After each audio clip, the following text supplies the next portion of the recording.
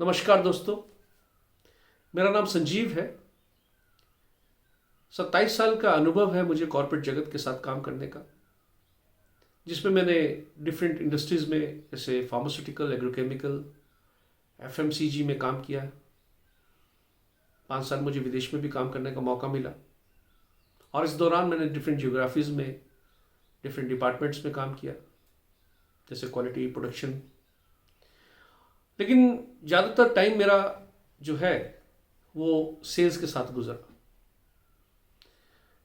और क्योंकि मैं एक ग्रास रूट लेवल का आदमी हूँ, नीचे से लेके ऊपर तक मैं गया, डिफरेंट पोजीशंस पे मैंने काम किया और मैंने ये रियलाइज़ किया कि सेल्स टीम के लिए जो मैंने ट्रेनिंग प्रोग्राम कभी कंडक्ट किए थे, उनको कैसे डॉक्यूमेंट किया जाए। क्योंकि आज कोई भी सेल्स का मैनुअल नहीं है, सेल्स करने के तौर तरीके कैसे होने चाहिए वो नहीं है। एक सेल्समैन को क्या करना चाहिए फील्ड में, जिसको जो समझ आता है वो अपने हिसाब से करता है ग्रोथ के लिए। और इवन के बी स्कूल्स में भी मार्केटिंग पे ज़्यादा इम्फेसिस है रादर देन सेल्स। तो सेल्स की डिटेलिंग, सेल्स की बारीकियां किसी ने समझाने की कोशिश नहीं की। तो मेरे मन में विचार आया कि वो ना मैं ऐसा एक वीडियो सीरीज शुरू करूं जिसमें सेल्स की डिफरेंट चीज़ें जो हैं, सेल्समैन कैसा होना चाहिए, डिस्ट्रीब्यूशन मैनेजमेंट कैसा होना चाहिए, इन्वेंट्री मैनेजमेंट कैसा होना चाहिए, इवन के मीटिंग्स कैसे अटेंड करनी चाहिए, मीटिंग की प्रेपरेशंस कैसे करनी चाहिए, अप्रेजल सिस्टम को कैसे हैंडल करना चाहिए। तो ये चीज़ें मैं आने वाले वीडियो में सब शेयर करूंगा जो मैंने सीखा इस 27 साल के दौरान, और मैं सक्सेसफुल भी रहा, और वही मैं इसमें शेयर करना चाहता हूँ आप लोगों से। तो आज का जो टॉपिक है वो बेसिकली बड़ा बेसिक टॉपिक है, लेकिन बड़ा इंपॉर्टेंट है कि सेल्स में किसको जाना चाहिए। तकरीबन ये देखा गया है कि जिसको जहाँ कहीं जगह नहीं मिली तो सेल्स में आ जाता है। एक कहावत ये भी है। लेकिन मैं मानता हूँ कि सेल्स एक बहुत चैलेंजिंग टास्क है, क्योंकि आप एक्सटर्नल वर्ल्ड से जुड़े हो, एक्सटर्नल एनवायरनमेंट में काम करते हो, आप बहुत सारे स्टेक होल्डर्स के साथ काम करते हो। तो इसलिए बहुत बड़ा इंपॉर्टेंट काम है ये। और इसमें आपकी खुद की पर्सनैलिटी कैसी है और उसमें क्या इंप्रूवमेंट लानी है, ये बड़ा इंपॉर्टेंट है।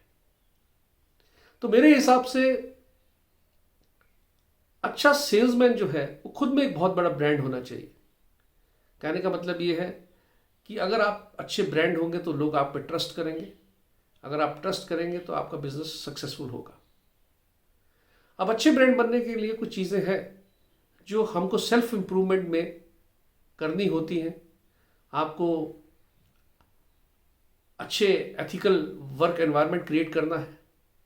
आप हार्डवर्क तो खैर ये सभी चीज़ों के लिए लागू है, लेकिन सेल्समैन सबसे पहला इंपॉर्टेंट पॉइंट जो मैं मानता हूँ, एक अच्छा कम्युनिकेटर होना चाहिए, इन्फ्लुएंसर होना चाहिए, जिसकी थॉट में क्लैरिटी हो, जिसके कम्युनिकेशन में क्लैरिटी हो, कोई कन्फ्यूजन ना हो, वो अच्छे ढंग से बात कह सके। और इसी का दूसरा पार्ट है वो अच्छे ढंग से बात सुन सके। जनरली हमारे में एक भ्रांति है कि जो जितना ज़्यादा बोलता है वो अच्छा सेल्समैन होता है। वो गलत है। एक भ्रांति और भी है कि असली सेल्समैन वही है जो गंजे को कंघी बेच के आ जाए, लेकिन वो ज़माने चले गए। राइट। वो एक बार किसी को आप बेवकूफ़ बना सकते हो, लेकिन ये परंपरा हमेशा के लिए तो आप नहीं कर सकते। इसलिए कस्टमर का रिक्वायरमेंट के हिसाब से आप कैसे अपने को मोल्ड करते हो, कैसे उसको कन्विंस करते हो, कैसे उसके साथ अपनी फ्रीक्वेंसी मैच करते हो, ये बड़ा इंपॉर्टेंट है। कस्टमर आपका एंड कंज्यूमर भी हो सकता है, कस्टमर आपका डिस्ट्रीब्यूटर, रिटेलर, होलसेलर भी हो सकता है। सो आपको फर्स्ट ऑफ ऑल एथिकल होना ज़रूरी है, हार्डवर्क होना ज़रूरी है, डिसिप्लिन्ड होना बड़ा ज़रूरी है। आप बोल रहे हो मैं 11 बजे आप मीटिंग शुरू करूंगा, लेकिन खुद आप 11:15, 11:30 आ रहे हो, या मार्केट में आप लेट पहुंचते हो, तो वही प्रभाव जो है वो आपकी टीम पे पड़ने वाला है।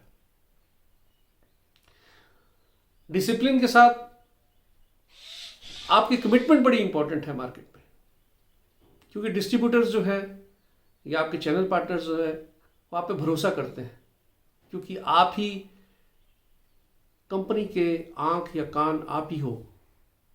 डिस्ट्रीब्यूटर टॉप ऑफिशियल्स को नहीं मिलता है कभी, वो फ्रंट लाइनर्स को ही मिलता है और उन्हीं के ऊपर डिसाइड करता है कि कंपनी कैसी है। अगर फ्रंट लाइनर्स उसके ठीक नहीं है, वो उसको ट्रीटमेंट ठीक नहीं देते, उनका बोलने का तरीका गलत है, उनके कमिटमेंट गलत है, तो एक परसेप्शन वो बना लेता है दिमाग में कि ये कंपनी ऐसी ही है। तो इसलिए मैं कहता हूँ कि सेल्स टीम का जो फ्रंट लाइनर है, इनका रोल बहुत ही इंपॉर्टेंट है। They are eyes and ears of company. एक और चीज मैं बताना चाहता हूं कि जनरली ये सोचा जाता है कि रिपोर्ट्स जो है वो कैसे बनाई जाए, ये सेल्स टीम की एक सबसे बड़ी वीकनेस रहती है। बिकॉज काफी सेल्स टीम मैंने ऐसी देखी जो टेक्नोलॉजी सेवी नहीं है, एक्सेल पे उन्हें काम करना नहीं आता है, ईमेल नहीं लिख पाते हैं, बहुत सारे लोग ऐसे हैं, फिर भी वो सेल्स में है। जबकि बड़ा इंपॉर्टेंट होता है कि आपको अपने टॉप बॉसेस के साथ, आपको चैनल पार्टनर्स के साथ जो कम्युनिकेशन करना है, वो कम्युनिकेशन जो है वो थ्रू आजकल टेक्नोलॉजी के हो रहा है। किस प्रकार का आप डेटा एनालिसिस करते हैं, what is the quality of data analysis, उसके लिए कैसे एक्सेल यूज़ करते हैं या और आप पावर पॉइंट यूज़ करते हैं प्रेजेंटेशंस देने के लिए, ये बड़ा इंपॉर्टेंट है। एक और पॉइंट जो है वो है इनोवेशन। कंपनी हमेशा ग्रोथ आपसे मांगती रहेगी, business is all about growth.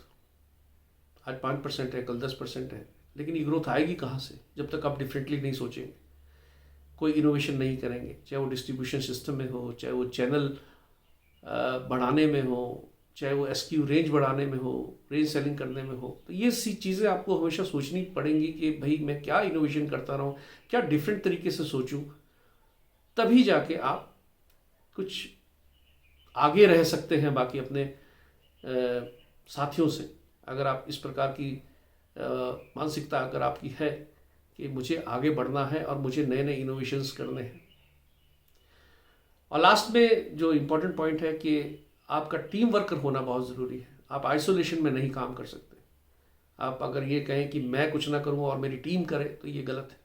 आपको एक एज अ लीडर आपको फ्रंट पे जाके, जहाँ पे कई बार होता है ऐसा कि आपके टारगेट्स नहीं हो रहे या सिचुएशंस आपके अगेंस्ट हैं, बिजनेस ठीक नहीं ग्रो हो रहा, तो आपको एज अ लीडर आगे बढ़ के उनको दिखाना पड़ेगा, डेमोस्ट्रेट करना पड़ेगा, उनके साथ फील्ड में काम करना पड़ेगा। तो एक अच्छा टीम वर्कर होना बहुत ज़रूरी है ताकि आप अपनी टीम को हमेशा मोटिवेटेड रख सकें, आप उसको अच्छा चैलेंजिंग टास्क दे सकें, ताकि वो आप मैक्सिमम आउटपुट अपनी टीम से निकालें। तो एक टीम, एक वर्कर और एक टीम मैनेजर होना और अपनी टीम को साथ में रखना एक बहुत इम्पोर्टेंट काम है। तो अभी यही चीज़ें, टॉप चीज़ें हैं जो मैं आपसे शेयर करना चाहता था। अगले वीडियोस में मैं आपको बाकी जो मॉड्यूल्स हैं उसके बारे में धीरे धीरे उसका खुलासा मैं करूंगा और आपसे शेयर करूंगा। और मैं चाहूँगा कि ये वीडियो आप ज़्यादा से ज़्यादा शेयर करें और कोई भी फीडबैक हो तो आप मुझे भेज सकते हैं।